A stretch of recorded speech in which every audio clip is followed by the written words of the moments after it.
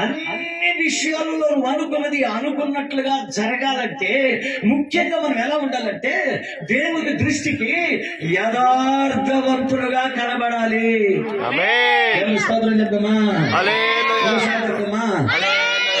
మీకు మాట చెప్తా, జాగ్రత్తగా వినాలి. ఈరోజు జాగ్రత్త వినాలి. కొన్ని విషయాలు చెప్తా, జాగ్రత్త వినాలి. చాలా మంది జీవితాల్లో భక్తి మాత్రం చేస్తుంటారు, మందిరానికి వస్తుంటారు, బాగా ఇవ్వమంట మందిరానికి వస్తారు, ఓకే, పాటలు కూడా పడతారు, ఆ తర్వాత వచ్చే సాక్ష్యాలు కూడా చెప్తారు, దైవసాగులు భోజనం కూడా పెడతారు, దశ భాగాలు కూడా ఇస్తారు, అంత బాగుంటది. కానీ అంతరంగం చెడిపోయి ఉంటది. ఏమైంటది? అంతరంగం చెడిపోయి ఉంటుంది. అంతరంగం చెడిపోయి ఉంటుంది బిడ్డ. యథార్థత కోల్పోయి ఉంటావు, జీవితంలో యథార్థత కోల్పోతావు. జాగ్రత్త అండి.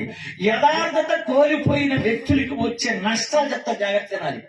యథార్థత కోల్పోయినటువంటి వ్యక్తులకి వచ్చే నష్టం చెప్తా, జాగ్రత్త తినాలి. నంబర్ 1, యథార్థత నువ్వు కోల్పోయావంటే మొట్టమొదట వచ్చే నష్టం ఏంటంటే, జాగ్రత్త తినాలి, కష్టమేమో ఎక్కువ, ఫలితమేమో తక్కువ. చెప్పండి, కష్టమేమో ఎక్కువ, ఫలితం తక్కువ. కష్టమేమో ఎక్కువ అనుకుంటా ఉంటారు.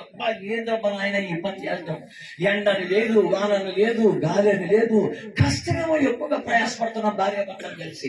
సాయంత్రానికి వచ్చి చూస్తే తృప్తి లేని జీవితం,